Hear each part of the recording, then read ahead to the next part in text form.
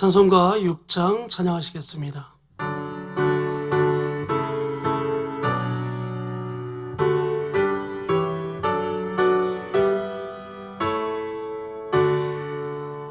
목소리 높여서 주 찬양하여라.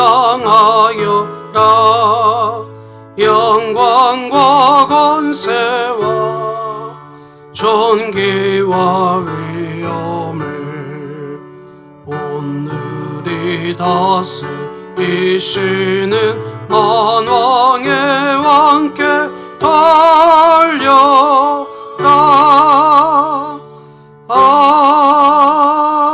아멘. 함께 교독하실 성시교독은 96번입니다. 보라, 자식들은 여호와의 기업이요 젊은 자의 자식은 장사의 수중의 화살 같으니 이르시되 진실로 너희에게 이르노니 너희가 돌이켜 어린아이들과 같이 되지 아니하면 그러므로 누구든지 이 어린아이와 같이 자기를 낮추는 사람이 또 누구든지 내 이름으로 이런 어린아이 하나를 영접하면 또 아비들아 너희 자녀를 노엽게 하지 말고 오직 주의 교훈과 훈계로 양육하라. 그리하면 늙어도 그것을 떠나지 아니하리라. 아멘. 다 함께 사도신경으로 우리의 신앙을 고백드리겠습니다. 전능하사 천지를 만드신 하나님 아버지를 내가 믿사오며 그 외아들 우리 주 예수 그리스도를 믿사오니 이는 성령으로 잉태하사 동정녀 마리아에게 나시고 본디오 빌라도에게 고난을 받으사 십자가에 못 박혀 죽으시고 장사한 지 사흘 만에 죽은 자 가운데서 다시 살아나시며 하늘에 오르사 전능하신 하나님 우편에 앉아 계시다가 저리로서 산 자와 죽은 자를 심판하러 오시리라. 성령을 믿사오며 거룩한 공회와 성도가 서로 교통하는 것과 죄를 사하여 주시는 것과 몸이 다시 사는 것과 영원히 사는 것을 믿사옵나이다. 아멘. 우리 찬송가 445장 찬양하겠습니다.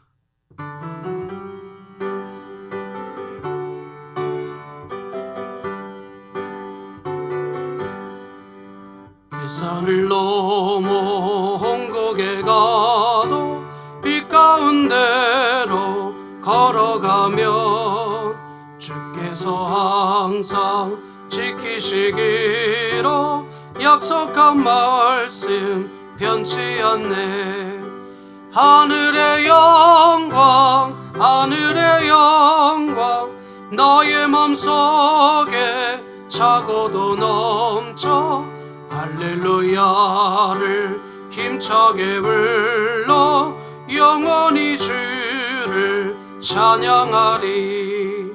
캄캄한 밤에 다닐지라도 주께서 나의 길 되시고 나에게 밝은 빛이 되시니 길 잃어버릴 염려 없네. 하늘의 영광 하늘의 영광 너의 맘속에 차고도 넘쳐 할렐루야를 힘차게 불러 영원히 주를 찬양하리. 광명한 계빈 마음의 바다 찬란한 천국 바라보고 할렐루야를 힘차게 불러 날마다 빛에 걸어가리. 하늘의 영광 하늘의 영광 너의 맘속에 차고도 넘쳐 할렐루야를 힘차게 불러 영원히 주를 찬양하리.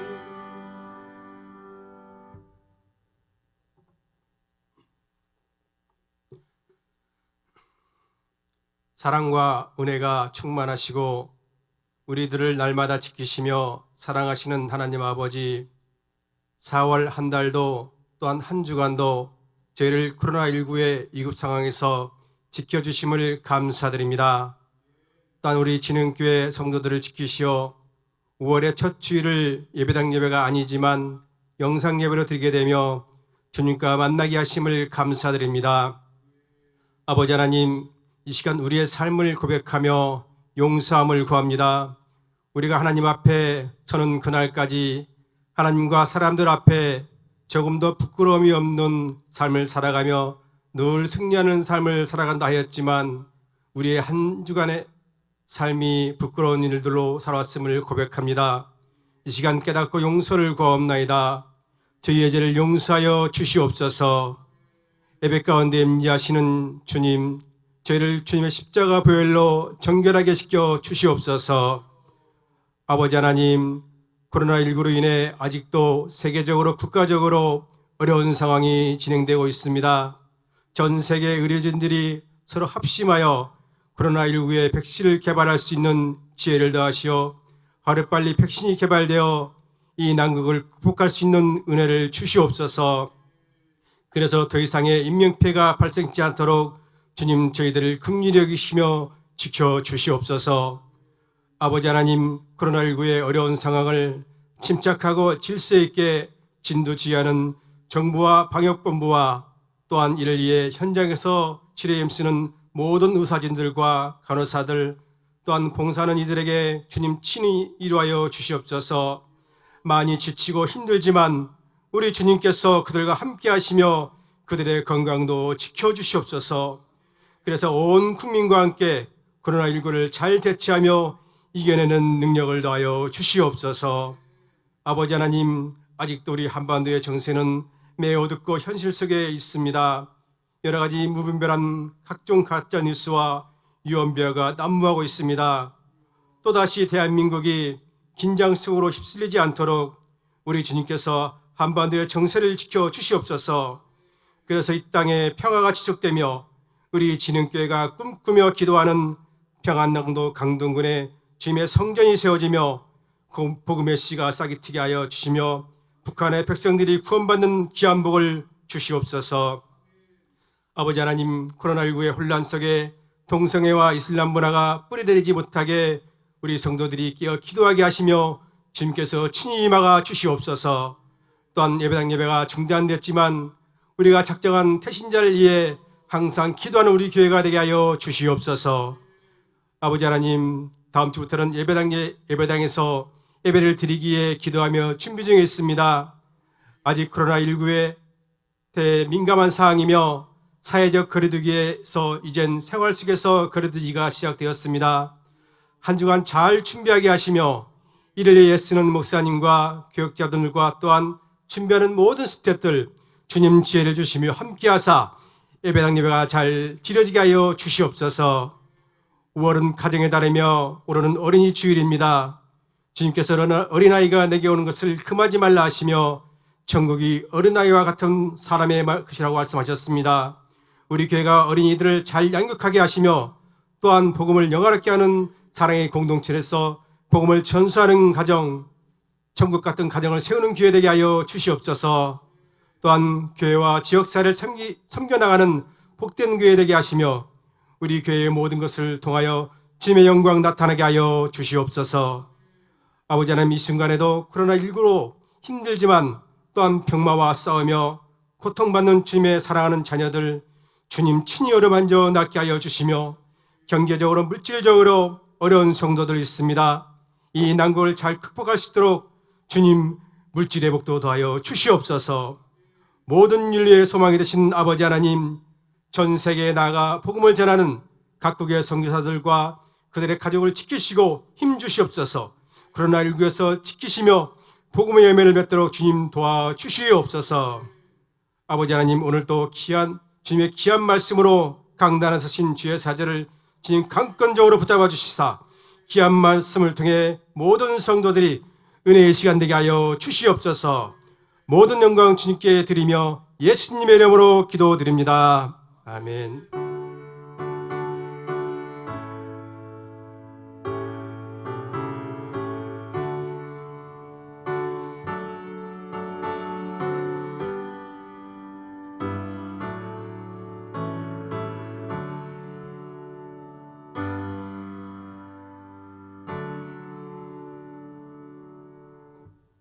오늘 하나님의 말씀은 출애굽기 40장 34절에서 38절 말씀까지입니다.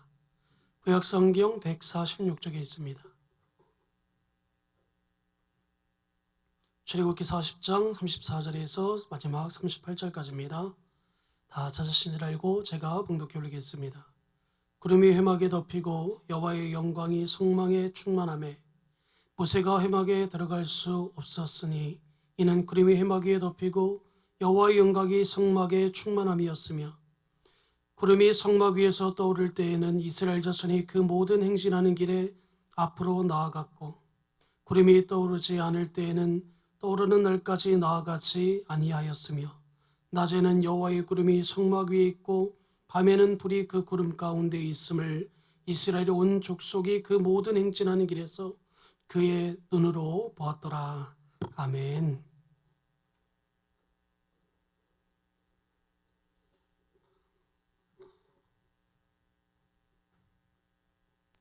성도 여러분, 평안하십니까? 5월의 첫 번째 주일, 가정의 달이면서 어린이 주일입니다. 우리 주님께서는 우리가 어린아이와 같이 되지 아니하면 결단코 천국에 들어갈 수 없다, 이렇게 말씀하셨습니다. 어린아이는 육체적으로 영적으로 여립니다. 육체적으로 어리다는 얘기는 나이적으로 어리다는 뜻도 있겠지만 우리의 육체가 연약할 수도 있다는 뜻입니다. 또 우리의 영적인 상태가 어릴 수도 있습니다. 그런데 우리 주님은 그런 어린아이가 주님께 오는 것을 막지 말라고 그랬습니다.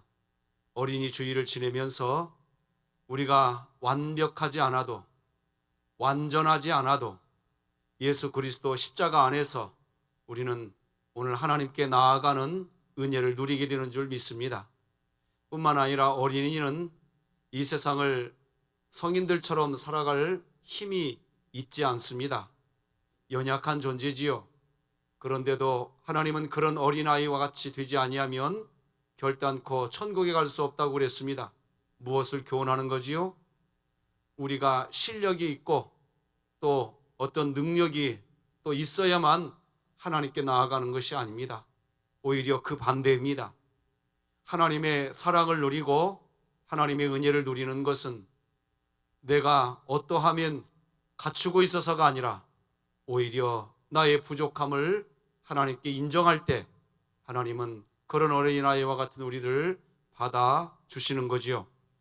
오늘 어린이 주일을 지내면서 그런 주님의 마음을 배우며 우리 교회 자라나는 다음 세대에게, 우리 어린이들에게 예수 복음이 증거되어지는, 복음을 전수하는 가정을 세우는 교회로 오늘도 힘을 얻어서 각 가정마다 예수 복음으로 넘쳐나시기를 주님의 이름으로 축복합니다.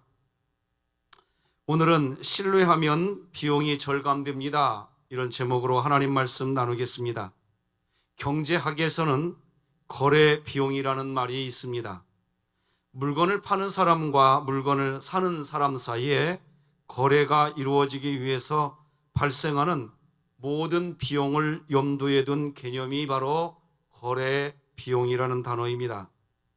일반적으로 이 거래 비용은 신용이 없으면 거래 비용이 늘어나게 됩니다. 서로 믿지를 못하니 확인하는 절차가 복잡할 것이고, 더 믿지 못하면 현물을 직접 확인하고 교환하는 일까지 벌어지게 됩니다.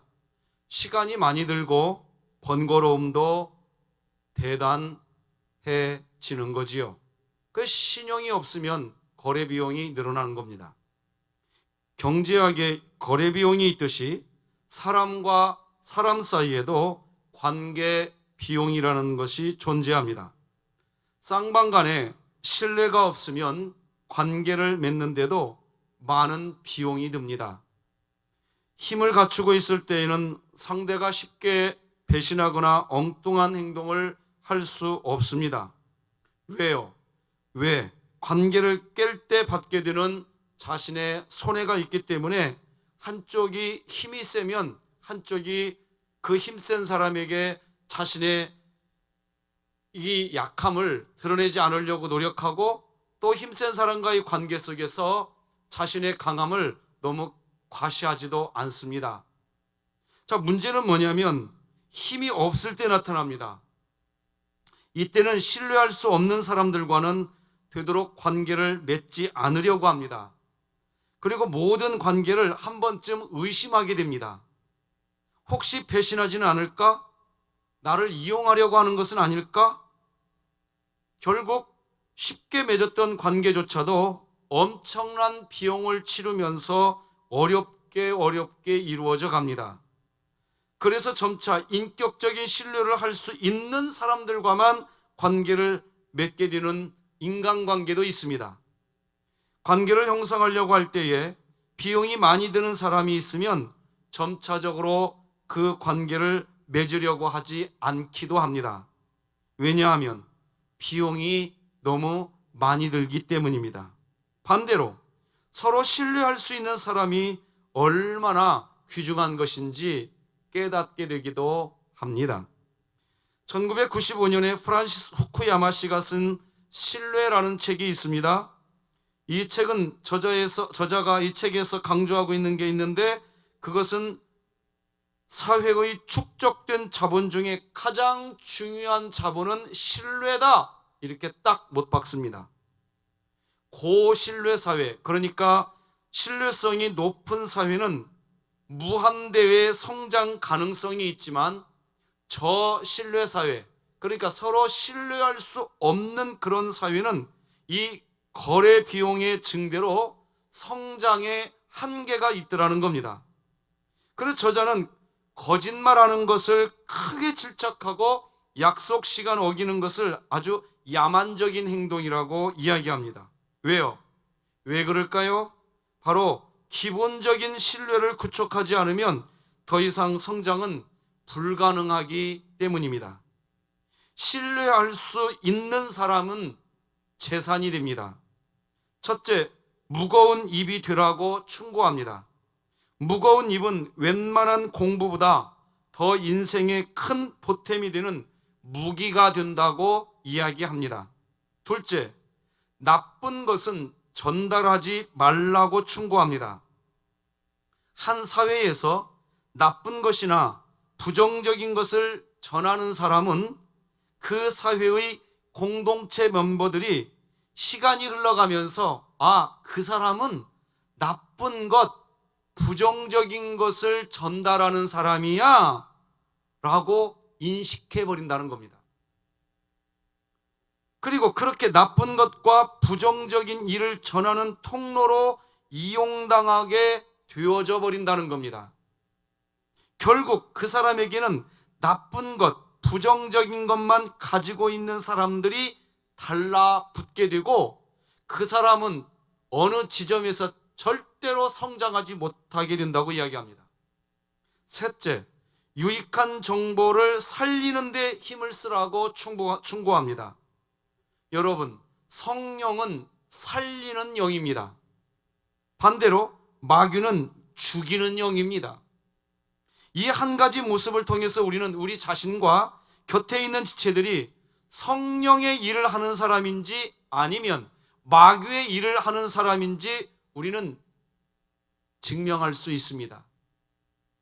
여러분이 가는 곳에서는 웃음꽃이 더 많아지고 있나요? 아니면 여러분이 가는 곳에서는 뭔가 고민하는 일들만 많아지고 있나요?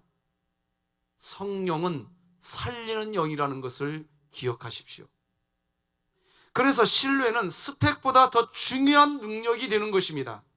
얼마 전에 우리나라 부산시장이 성추문 스캔들로 자진 사퇴하는 최후의 아주 이런 일이 벌어졌어요. 그분은 부산시장이 되기 위해서 여러 차례 시장 선거에 출마했다가 낙선을 경험한 사람입니다. 그러다가 가까스로 이번에 부산의 시장이 된 거예요. 그런데 자신의 임기 절반도 제대로 채우지 못하고 낭망하게 되었습니다. 이유가 뭘까요? 여러분, 그분 나름대로 스펙 굉장히 좋은 분이에요. 그런데 그 스펙 좋은 분이 스펙은 좋은데 신뢰를 잃어버린 것입니다. 신뢰는 그 어떤 은사보다 귀중한 선물입니다. 여러분, 인간관계 맺을 때 내가 이런 사람이야 하면서 이 스펙 자랑하다가 신뢰 잃지 마십시오. 신뢰를 붙잡으셔야 됩니다. 우리의 미래의 길을 열게 하는 축복이 신뢰입니다. 신뢰할 수 있는 사람들로 변화되는 것이 진정한 성장이고 발전인 것입니다. 애굽에서 나온 이스라엘 백성이 보여준 하나님을 향한 신뢰, 사실은 하나님이 이스라엘 백성을 신뢰해 준 거지요. 넘어져도 신뢰해 주고 자빠져도 신뢰해 주고 원망해도 신뢰해 주고 하나님이 끝까지 이스라엘 백성들을 사실은 신뢰해 준 거지요. 어쨌든 하나님이 이스라엘 백성에게 보여준 이 아름다운 신뢰의 관계가 이 세상을 얼마나 멋지고 얼마나 아름다운 삶을 살아가도록 해주는 것인지 보여주는 내용이 오늘 본문의 내용입니다. 하나님께서 끊임없이 이스라엘 백성들을 신뢰해 주니까 이스라엘 백성들도 하나님을 신뢰하기 시작합니다. 오늘 본문은 전적인 이러한 신뢰가 있을 때에만 가능한 내용이 36절, 37절에 기록되어 있습니다. 구름이 성막 위에서 떠오를 때에는 이스라엘 자손이 그 모든 행진하는 길에 앞으로 나아갔고 구름이 떠오르지 않을 때에는 떠오르는 날까지 나아가지 아니하였으며, 여러분, 이 내용은 전적으로 이스라엘 백성이 하나님을 신뢰하고 있는 것을 단적으로 또 보여주는 내용입니다. 하나님을 신뢰하기에 하나님께서 띄워주시는 구름이 떠오르면 행진하고 그렇지 않으면 멈춘 것입니다. 그렇게 해서 사실 열흘 남짓하면 충분히 도착할 그 거리를 40년 동안이나 걸어가는 많은 시간이 소요가 됩니다. 그러니 여러분 한번 생각해 보십시오. 이스라엘 백성들이 행진에 나갈 때가 많았을까요? 아니면 멈춰 있을 때가 많았을까요? 당연히 멈춰 있는 때가 훨씬 더 많았습니다. 성도님들 가정을 신방할 때 그 가정이 앞으로 전진하고 발전하며 행진에 나가기를 위해서 늘 기도합니다. 우리 진흥교회 성도님들의 가정이 시간이 흐를수록 앞을 향해 전진하게 되기를 정말 소망합니다. 그런 마음은 여러분들도 동일할 거라 여겨집니다. 그런데 안타깝게도 우리 인생에는 여러 가지 요인들로 인해서 전진하고 행진하는 일만 있는 게 아닙니다. 행진할 때가 있으면 멈출 때가 있고 심지어 뒤로 후퇴할 때도 있더라 말입니다. 문제는 나는 여전히 앞으로 행진해 나가기 위해서 최선을 다하고 있는데, 그런데 전적으로 다른 사람 때문에, 다른 누군가 때문에 내 인생이 전진해 나가지 못하고 행진하지 못하고 멈춰버리게 된다면 여러분 기분이 어떨까요? 우리의 마음이 어떻게 될까요? 참지 못해서 분노하게 될 것입니다. 내 인생을 망치는 사람으로 여기고 심각하면 물리적 충돌까지도 일어나게 될 것입니다. 그런데 열흘 남짓하면 충분히 도착할 수 있는 이 가나안 땅을 향해 가는 길을 40년 동안이나 전진하지 못하고 행진하지 못하고 그저 하나님이 구름을 움직이게 할 때까지 그냥 광야에 있어야 하는 그런 심정, 정말 답답하고 분노할 수 있는 상태라고밖에 설명할 수가 없습니다. 그런데 말입니다. 오늘 본문은 분명히 답답하고 분노할 수밖에 없는 그런 상태인데 이스라엘 백성이 전적으로 하나님을 신뢰하며 주도권을 하나님께 맡기고 구름이 움직일 때에만 행진했다고 기록해주고 있습니다. 어떻게 이렇게 할 수 있었을까요? 첫째는 이스라엘 백성이 하나님을 만나는 장소, 성막을 갖고 있었기 때문이었습니다. 하나님은 이스라엘 백성을 성막에서 만나줄 것이고 하나님이 하시고 싶은 이야기가 있으면 성막에서 이야기해 주겠다고 출애굽기 25장 22절에서 기록해 주십니다. 거기서 내가 너와 만나고 내가 이스라엘 자손을 위하여 내게 명령할 모든 일을 내게 이르리라. 하나님은 성막에서 이스라엘 백성을 만나 주시겠다고 하셨고, 그곳에서 어떻게 이 세상을 이스라엘 백성들이 살아가야 할지를 이스라엘 자손을 위한 명령을 해 주시겠다고 하셨습니다. 성막에서 그렇게 하시겠다고 하셨습니다. 그리고 이 명령을 받은 이스라엘은 성막 만드는 역사를 마쳤다고 출애굽기 40장 33절이 기록하지요.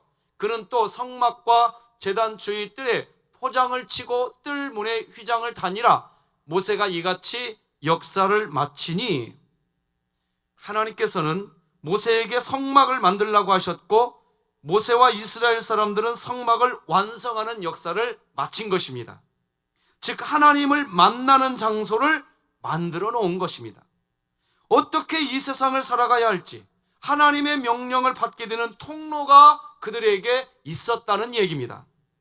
바로 이런 장소가 있었기에 10일 남짓 걸리면 충분히 도착할 수 있는 가나안 땅을 40년 동안이나 행진하지 못하고 그저 하나님이 구름을 움직이게 할 때까지 광야에서 멈춰 있었던, 그런 인내의 시간을 감당할 수 있었던 그 힘이 거기에 있었던 겁니다. 광야는 고난의 장소이고 광야는 아픔의 장소입니다. 그런데 그런 곳에서 그저 하나님을 신뢰하고 구름이 떠오를 때까지 순종한 것입니다. 물론 다 순종한 것은 아닙니다. 그 안에는 끊임없이 원망하고 불평하고 심지어 다시 애굽으로 돌아가자고 하는 사람들도 계속해서 등장했습니다. 그런데 결국 그들이 하나님이 이끄시는 대로 가게 된 것입니다. 한 신앙 공동체가 하나님의 뜻을 세워가는 과정도 그와 동일합니다. 여러분이 속해 있는 가정 공동체 또는 직장 공동체, 우리 진흥교회 교회 공동체 다 마찬가지입니다. 왜 원망하고 불평하고 싶은 일이 없겠습니까? 인간 존재 자체는 원망과 사실 불평의 존재입니다. 그러니 어떤 공동체라고 해도 원망과 불평이 가득합니다. 있습니다. 원망을 하였다가도 하나님을 신뢰하기에 다시 찬송할 수 있고, 불평을 하다가도 여전히 우리와 함께 하시고 계시는 하나님이 계시기에 다시 함께 할 수 있는 공동체, 우리는 그런 공동체를 소망하고 그리워하는 겁니다. 코로나19로 인해서 우리가 예배당 예배를 모이지 못하고 있는 이때에 정말 많은 분들이 목사님 언제 예배당에서 예배드리나요? 지난 한 주간에도 저에게 그렇게 물어보신 분이 정말 손가락으로 꼽을 수 없이 많았습니다. 왜 그러실까요? 왜 우리 성도님들은 각자의 삶의 처소에서도 예배드릴 수 있는데 왜 하나님을 믿는 그리스도인들은 이렇게 모여서 예배하는 그 모임이 왜 그렇게 중요할까요? 그 이유는 다른 데 있지 않습니다. 그 이유는 말입니다, 세상 어디에서도 그런 모임은 만들 수가 없어요.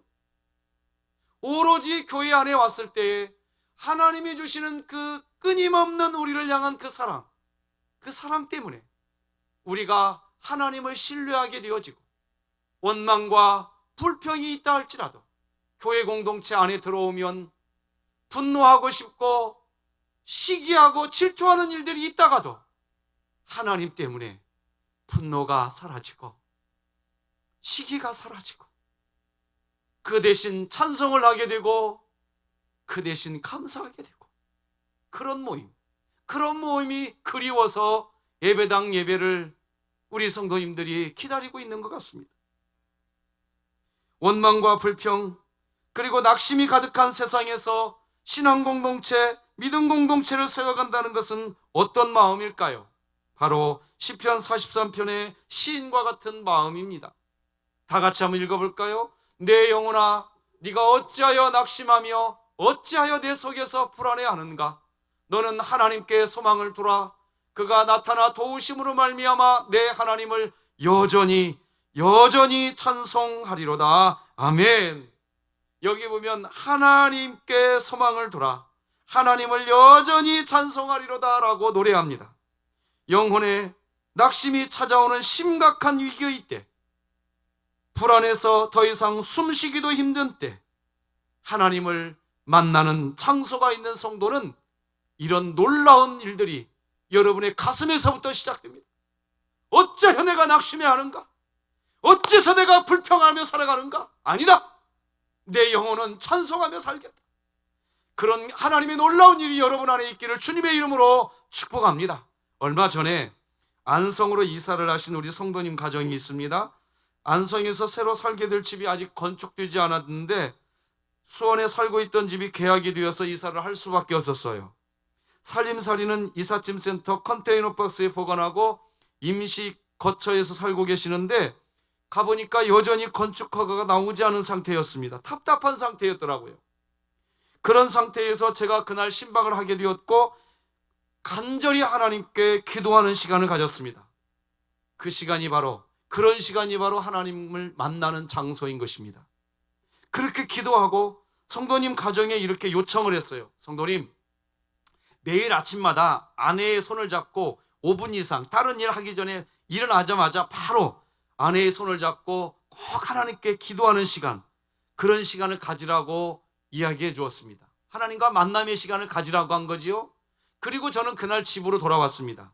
교회로 돌아왔죠. 그런데 바로 그날입니다. 그날 밤 8시 11분 그분에게서 문자가 왔어요. 목사님 기도 덕분에 오늘 건축할 수 있는 길이 열렸습니다. 그런 내용의 문자였습니다.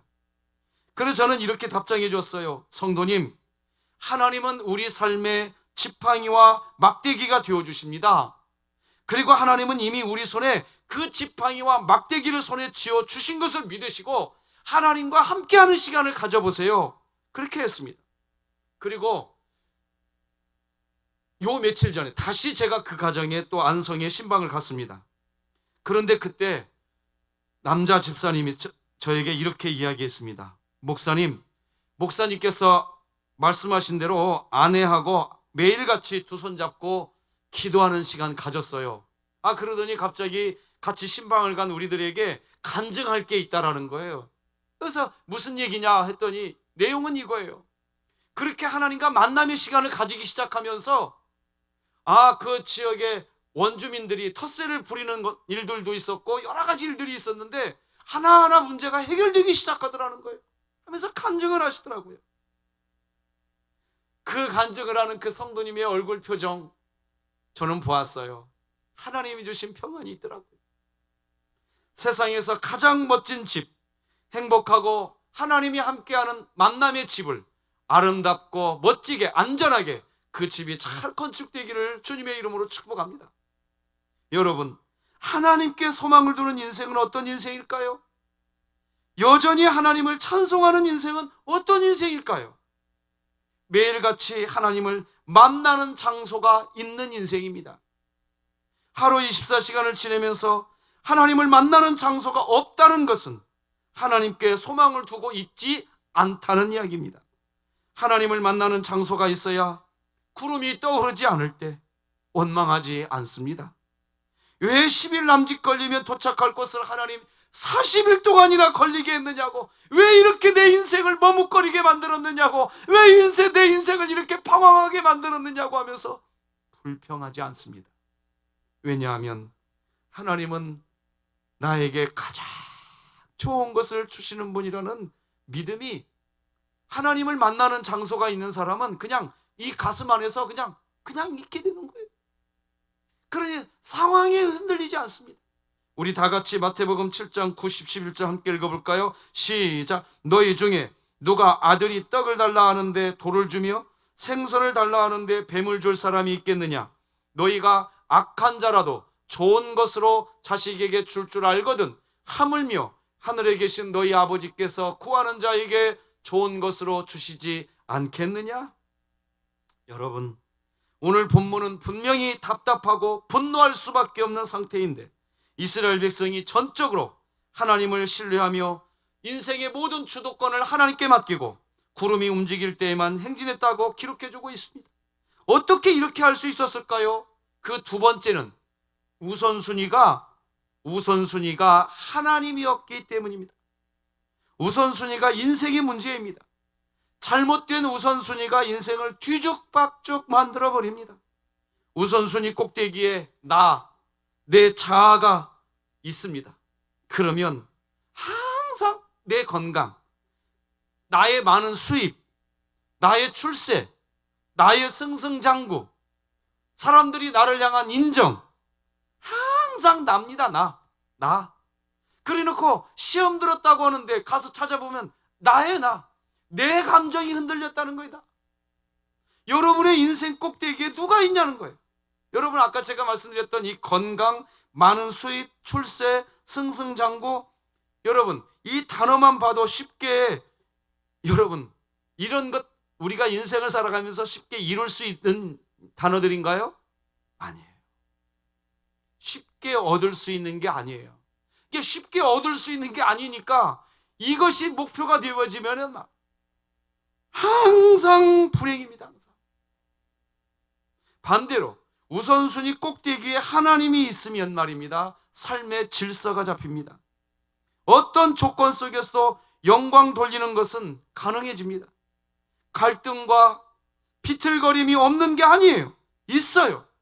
여전히 원망해야 하고 불평할 수 있는 일이 존재합니다.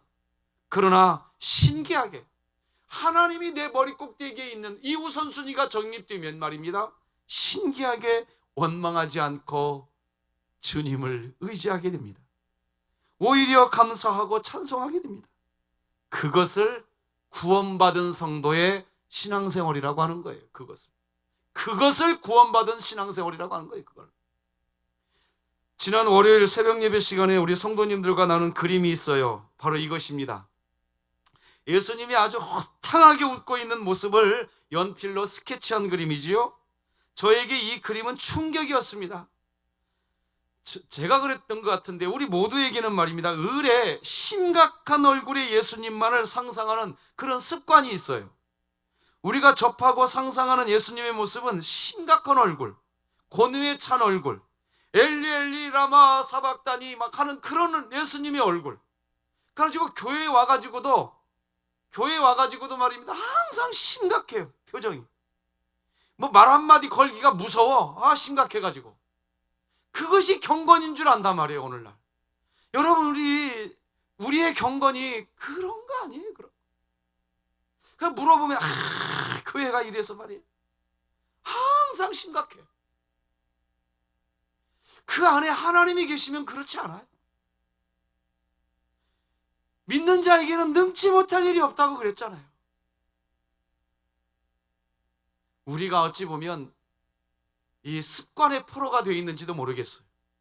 분명 예수님은 말입니다, 오늘 어린이주일이잖아요. 예수님이 어린아이를 안고 축복해 주실 때에 인자하신 그 얼굴, 환하게 웃으시는 모습이었을 것입니다.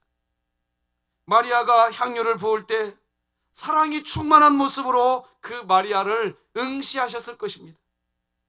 제자들과 식사를 즐기실 때 돌 씹은 듯한 그런 찡그런 얼굴이 아니라, 얘들아 오늘 저녁 이 양고기는 참 부드럽다. 야, 맛있다.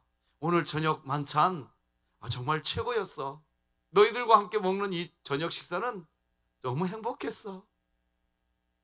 그렇게 이야기하시면서 즐겁게 식사하지 않으셨을까요? 우리는 예수님의 웃음을 놓치고 있는 것은 아닌가 돌아볼 필요가 있습니다. 우선순위 맨 꼭대기에 우리 주님이 계시면 삶의 질서가 그렇게 잡히게 되는 거예요. 삶의 질서가 잡힌 상태, 하나님 나라죠. 요셉의 인생은 참으로 험난했습니다. 그러나 요셉의 인생을 우리는 형통한 인생이라고 이야기하잖아요. 분명히 요셉은 구덩이에 빠지기도 했고 죽을 뻔했습니다. 결국 형들에게 팔려서 노예가 되기도 했어요. 이보 요셉의 인생에 무자비한 일들이 막 엄습해 오지 않았습니까? 그런데 요셉이 보여준 게 뭐예요? 내 인생의 우선순위는 하나님이라는 거예요. 주인집 아주머니가 하룻밤 즐기자고 할 때에 내가 어찌 내 인생의 우선순위이신 하나님께 득죄하리요? 그럴 수 없습니다. 그러니 우리는 요셉의 인생을 형통한 인생이라고 이야기하는 거예요. 기도 생활을 그렇게 많이 해놓고도 어떤 분은 이렇게 얘기합니다. 기도 응답이 안 돼서 나 시험 들었다고. 아니, 기도 응답이 되어서 기도가 행복한 것이 아니라 기도 그 자체가 행복한 것이에요. 여러분, 사랑하는 사람과 만나면 사랑하는 사람이 뭘 안 해줘도요, 같이 대화하는 것만으로도 너무 행복하지 않나요? 기도는 그런 거예요. 원망과 불평의 상황에서 믿음을 붙드는 것, 그래서 마음의 중심이 흔들리지 않는 상태, 그것이 하나님께 영광 돌리는 그리스도인의 삶이고 복음을 영화롭게 하는 사랑의 공동체를 이루는 초석이 되는 겁니다.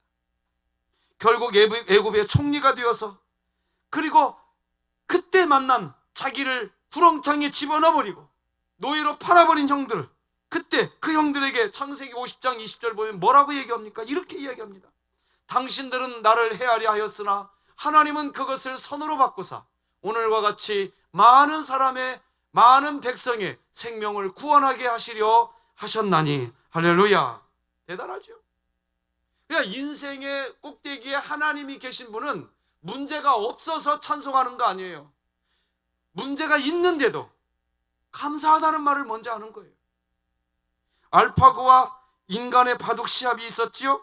경기 결과를 보면 결국 이세돌도 커제도 다 졌습니다. 게임이 있고 난 후 언론에서는 말입니다, 알파고의 수는 상상 초월하는 수였다, 신비한 4차원의 수였다 하면서 알파고를 극찬하는 언론의 기사들이 많이 나왔어요. 심지어 인공지능 알파고의 위협이 두렵다고까지도 했어요. 여러분, 이런 알파고 누가 만들었나요? 인간이 만들었어요. 사람들이 만들어 놓고 사람들이 자신이 만든 것 그 앞에서 인간들이 호들갑 떠드는 겁니다. 알파고의 이 아무런 수, 장난스럽게 두는 수가 엄청난 결과를 가져왔다고 뉴스 보도했어요. 인간은 인간 스스로 만든 기계의 수도 다 이해 못하는 게 이런 인간인 겁니다. 하물며 하나님의 수를 인간이 이해할 수 있겠는가 하는 것입니다. 사실 높은 수준은 우리 인간이 이해할 수 없습니다. 그냥 따라가는 겁니다. 그걸 순종한다라고 말하는 거예요. 이해해서 따라가는 게 아니에요. 그러나 시간이 흐르고 나면 알게 됩니다. 결말에 도착해 보면 깨닫게 됩니다. 높은 수준의 수를 나중에 가면 이해하게 됩니다. 그래서 하나님 영광을 위해 사는 사람은 고수의 삶을 살 수 있습니다. 당장 이해 안 되어도 순종을 통해서 하나님 수준의 인생을 살아가시기 바랍니다. 여러분, 기도가 뭘까요? 기도가 뭐냐고요? 바로 하나님 우선순위를 지킬 뜻과 힘을 구하는 것이 기도입니다. 하나님이 최선이라는 것을 믿는 힘, 태도를 갖추기 위한 시간이 기도의 시간입니다. 그래서 기도하는 분은 이해가 되지 않아도 그냥 기도하다 보면 분명히 내 머리는 이해가 되지 않는데 기도해보세요. 해보면 압니다. 이해가 도무지 되지 않는데 내 머릿속에서는 하나님, 제가 순종하겠습니다, 이 마음이 확 들어와요. 그 사람 용서해줘야겠다, 이해가 안 됩니다. 그런데 기도해보면 됩니다. 돼요. 하나님의 수준이 용납되는 거예요. 내 수준은 용납이 안 돼, 이해가 안 돼. 그런데 나도 모르게 제가 그렇게 하겠습니다, 이렇게 안 되던가요? 됩니다. 불평하고 원망하기 전에 기도하시는 분은 주님이 하실 일을 먼저 순종하는 그 자세를 갖추기 위해서 기도의 무릎을 한번 꿇어보시기 바랍니다. 서울 강남구 신사동에 가면 커피 스미스라는 카페가 있어요. 저도 아직 못 가봤어요. 스미스는 금속 세공업자를 의미합니다. 이 단어는 망치로 두드린다는 뜻의 스미트에서 나왔고, 야구에서는 이 단어를 이용해서 장타자, 즉 홈런을 치는 타자, 그런 선수를 가리켜서 스미터라고 부릅니다.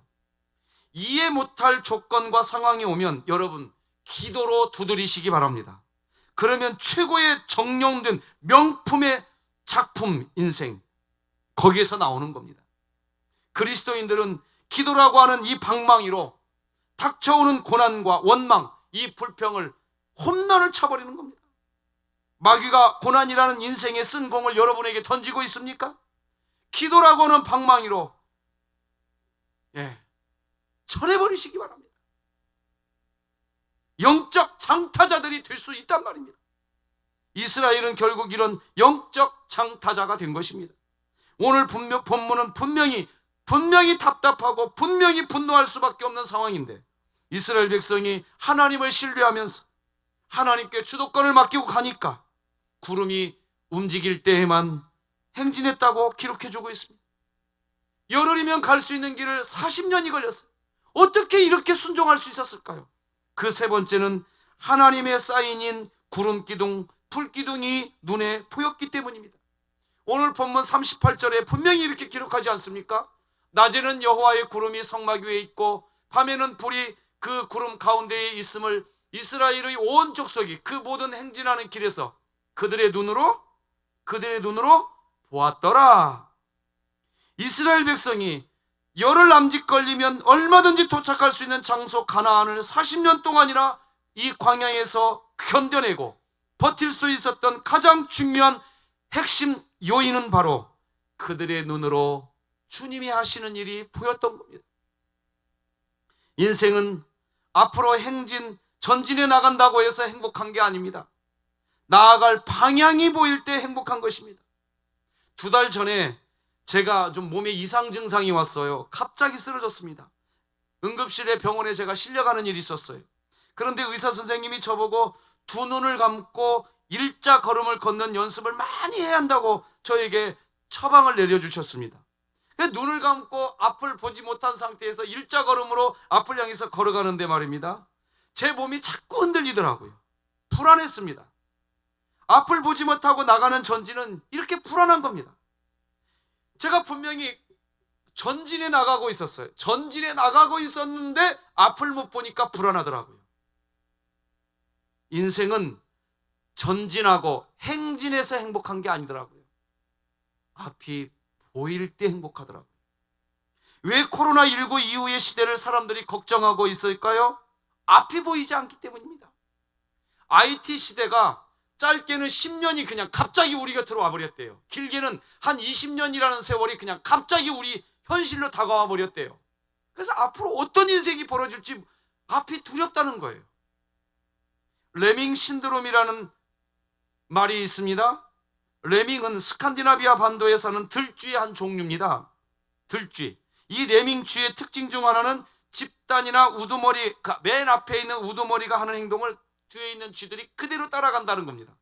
양들과 좀 비슷하지요? 한 예로 어느 날 갑자기 우두머리 레밍쥐가 막 뛰기 시작합니다. 그러면 뒤에 있던 다른 쥐들이 앞에 있는 쥐가 왜 뛰는지라고 생각하면서도 그냥 뛰어간답니다. 우두머리 앞에 있는 레밍쥐를 따라 엄청나게 많은 쥐는 그냥 앞으로 막 돌진해 나간다는 거예요. 그러면 앞서가는 쥐는 무서워서 더 열심히 뛰고 뒤따라가는 쥐들은 뒤처지지 않으려고 또 열심히 따라간답니다. 이런 광란의 레이스가 시작되면 그때부터 레밍쥐는 이유도 모르고 목적도 없이 뛴답니다. 결국은 바닷가 낭떠러지로 돌진하여 수만 마리의 쥐들이 떨어져 죽습니다. 이것이 레밍쥐에게서 흔하게 일어나는 현상이라고 이야기합니다. 그래서 실제로 스칸디나비아 반도 지역에는 들쥐들이 떼죽음 상태로 발견되는 일들이 종종 발견된다고 합니다. 그래서 이런 레밍 신드롬이라는 용어는 맹목적으로 다른 사람이 하는 것을 따라하는 것을 일컬을 때 사용하는 표현입니다. 그런데 하나님은 우리에게 무조건 하나님을 신뢰하라고 하면서 윽박지르는 분이 아닙니다. 그 모든 행진하는 길에서 그들의 눈으로 보았더라, 이렇게 기록하지 않습니까? 앞으로 행진해 나가는 도중에도 지금 가는 길이 초장을 향해 나아가는 길인지 아닌지, 아니면 낭떠러지로 가고 있는 길인지 보이지 않는다면 그 행진하는 길은 가장 위험한 길이 되고 말 것입니다. 여러분들이 걸어가고 있는 길, 여러분이 걸어가고 있는 그 길은, 여러분이 행진하는 그 길은 지금 앞이 보이시나요? 앞이 보이신다면 그 증거가 있습니다. 바로 여러분의 마음이 지금 평안하실 겁니다. 불안하지 않고 초조하지도 않고 분노하지도 않습니다. 원망과 불평도 하지 않습니다. 그런데 만약 여러분들의 마음에 평안이 없고 가정을 보아도 뭔가 불평이 되고 교회를 보아도 뭔가 원망이 있고 초조하고 불안하다면 지금 여러분은 앞이 보이고 있지 않는 상태입니다. 앞이 보이셔야 됩니다. 앞이 보이지 않고 가고 있는 거예요. 그때 우리가 해야 할 가장 지혜로운 방법은 뭔지 아세요? 멈추는 겁니다. 그 원망, 그 불평 멈추는 거예요. 멈추는 거예요. 여러분 귀담아 들으셔야 돼요. 레밍쥐만 그러는 게 아니라 사람도 그렇습니다. 분명한 목적의식 없이 미친 듯이 앞을 향해 달려갑니다. 이때 옆이나 뒤는 돌아보지 않고 달려갑니다.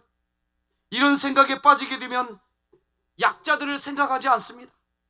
그게 사람이든지 아니면 이념이든지 내가 생각한 것만을 보고 미친 듯이 달려갑니다. 자신과 다른 생각을 말하면 그냥 무참히 짓밟아 버립니다. 더욱 무서운 것은 내가 틀렸다고 생각하지 않는다는 것입니다. 그리고 틀렸다는 것이 밝혀져도 절대 그 사실을 인정하지 않습니다. 오로지 군중 심리에 따라 움직일 뿐입니다. 사도행전 17장에 이 베레아 사람들이 등장하는데 베레아 사람들의 모습은 우리에게 큰 도전을 줍니다. 이분들의 특징 표현이 사도행전 17장 11절에 잘 나오는데 이렇게 기록하지요. 베레아에 있는 사람들은 데살로니가에 있는 사람들보다 더 너그러워서 간절한 마음으로 말씀을 받고 이것이 그러한가 하여 날마다 성경을 상고하므로 베레아 사람들은 너그러운 사람들이었습니다. 그래서 바울이 전하는 복음을 열린 마음으로 받아들였습니다. 그런데 이것으로 멈추지 않았습니다. 그들은 사도 바울이 전하는 이 말씀을 날마다 상고했습니다. 베레아 사람들은 날마다 성경을 보았습니다. 성경을 보는 것은 이스라엘 백성이 구름기둥, 불기둥을 보았던 것과 동일합니다. 성경을 보면 길을 잃어버리지 않습니다. 앞이 보입니다. 그러니 마음이 너그러운 사람이 되는 겁니다. 너그러운 사람. 영적으로 혼탁한 이 시대, 특히 지금은 코로나19로 인해서 마치 구름이 떠오르지 않는 멈춰진 상태인 것처럼 보입니다. 그리스도인들이 정말 정신을 바짝 차려야 할 때입니다. 무턱대고 남 뒤따라가지 말고 베레아 사람들처럼 날마다 하나님의 말씀을 상고하는 일에 더욱 힘쓰시기를 바랍니다. 말씀을 마무리하겠습니다. 분명히 답답하고 분노할 수밖에 없는 상태인데 이스라엘 백성이 전적으로 하나님을 신뢰하며 주도권을 하나님께 맡기고 구름이 움직일 때만 행진했다고 기록해주고 있습니다. 어떻게 이렇게 할 수 있었을까요?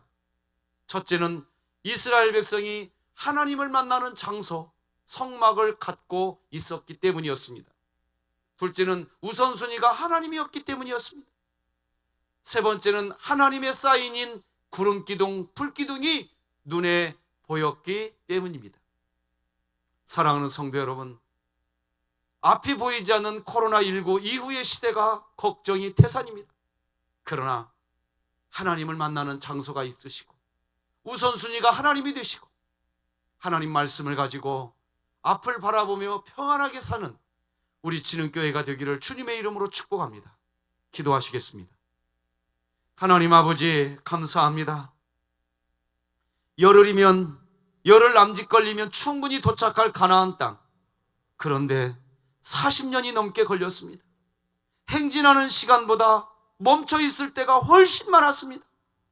답답하다고, 원망스럽다고, 불평하고 온갖 분노할 수 있는 일들이 이스라엘 백성들 안에는 항상 존재했습니다.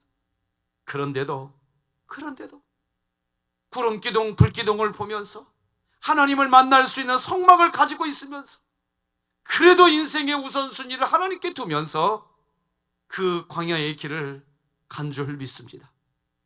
이 땅의 삶을 살아갈 때에 힘들고 어려운 일들이 우리에게 수없이 많지만 주님을 바라보며 이 광야의 길을 승리의 길로 걸어갈 수 있도록 우리 사랑하는 성도들의 가정과 직장과 사업을, 자녀들의 인생을 이 어린이 주일에 특별히 우리 어린이들의 인생에 하나님의 은혜가 임하게 하여 주시옵소서.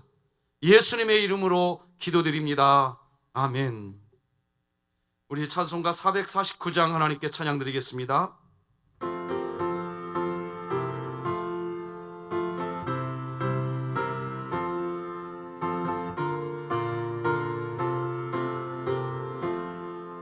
예수 따라가며 복음 순종하면 우리 행할 길 환하겠네. 주를 의지하며 순종하는 자를 주가 늘 함께 하시리라. 의지하고 순종하는 길은 예수 안에 즐겁고 복된 길이로다.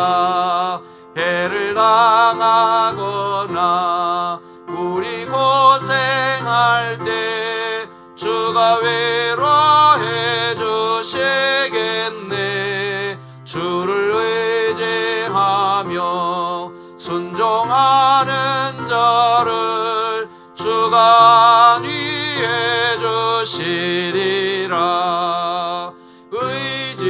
의지하고 순종하는 길은 예수 안에 즐겁고 복된 길이로다. 남의 짐을 지고 슬픔이로 하면 주가 상급을 주시겠네.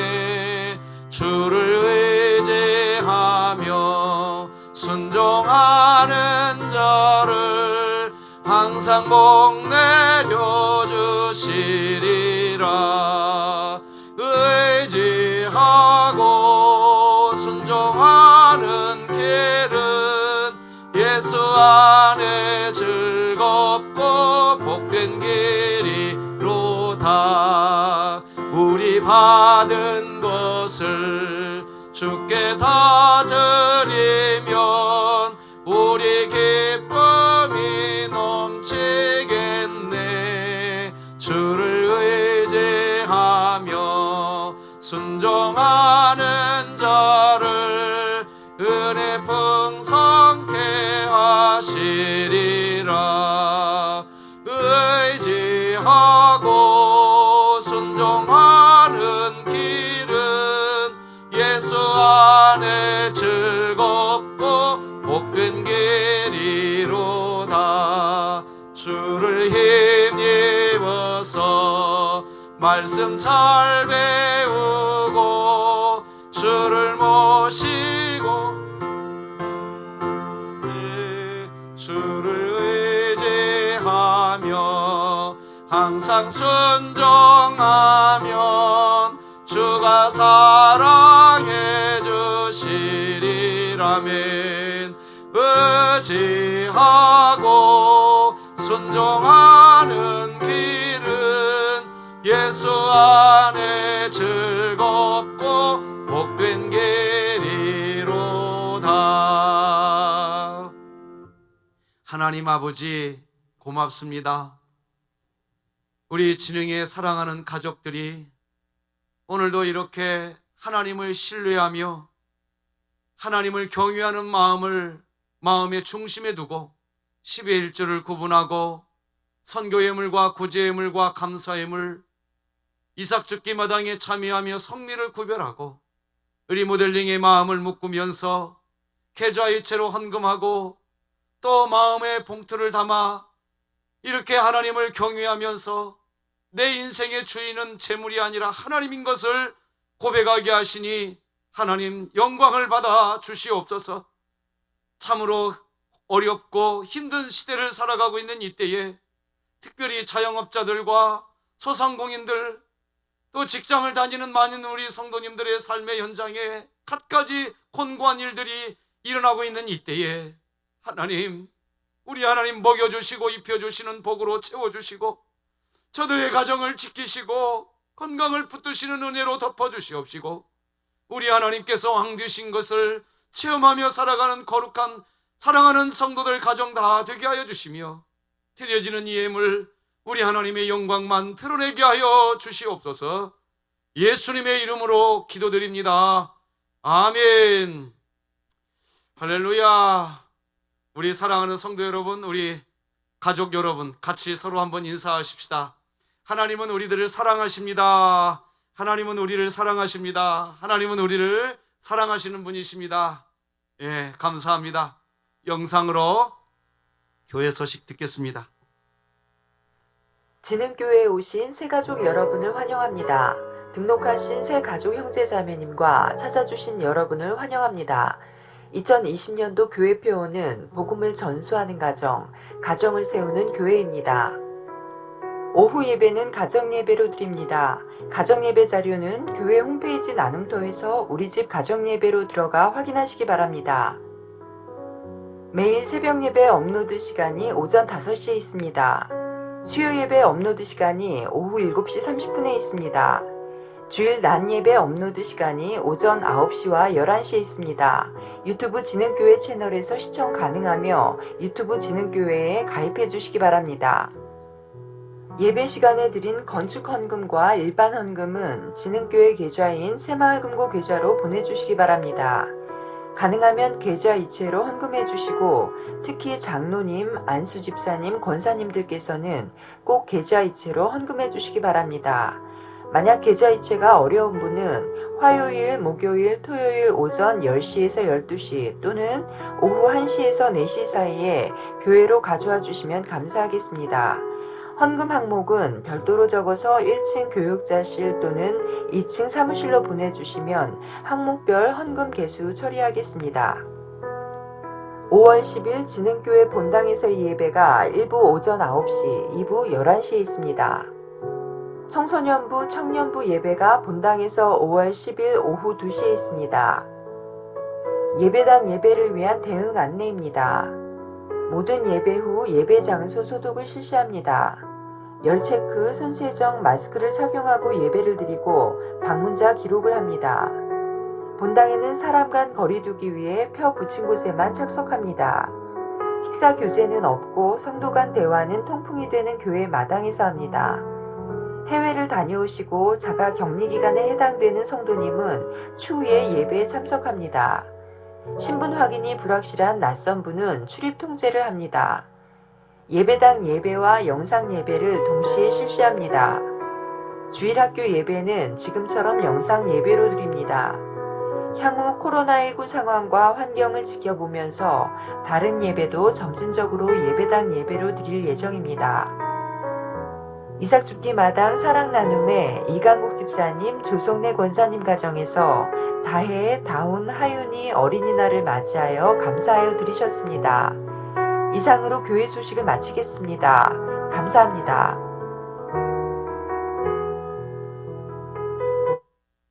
감사합니다. 다음 주 5월 10일 주일 9시 예배, 11시 예배는 예배당 예배에 함께 하실 수 있겠습니다.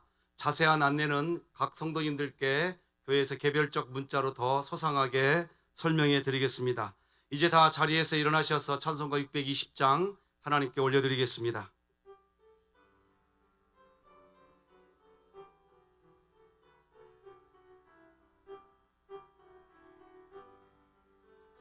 여기에 모인 우리 주의 은총 받은 자여라.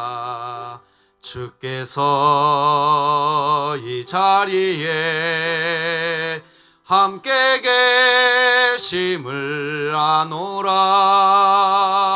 언제나 주님만을 찬양하며 따라가리니 시험을 당할 때도 함께 계심을 믿노라. 이 믿음 더 굳세라. 주가 지켜주신다. 어두운 밤에도 주의 밝은 빛 인도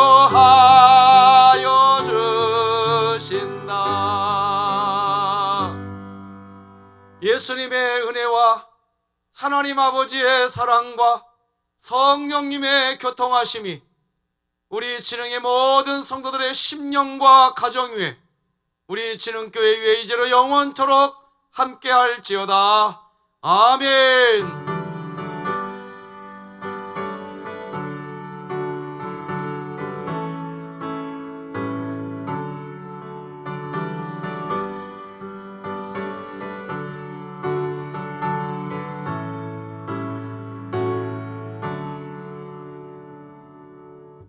예배 마쳤습니다. 각 가정의 어린이들, 오늘 어린이 주일입니다. 마음껏 축복해주는 복된 주일 되시길 바랍니다.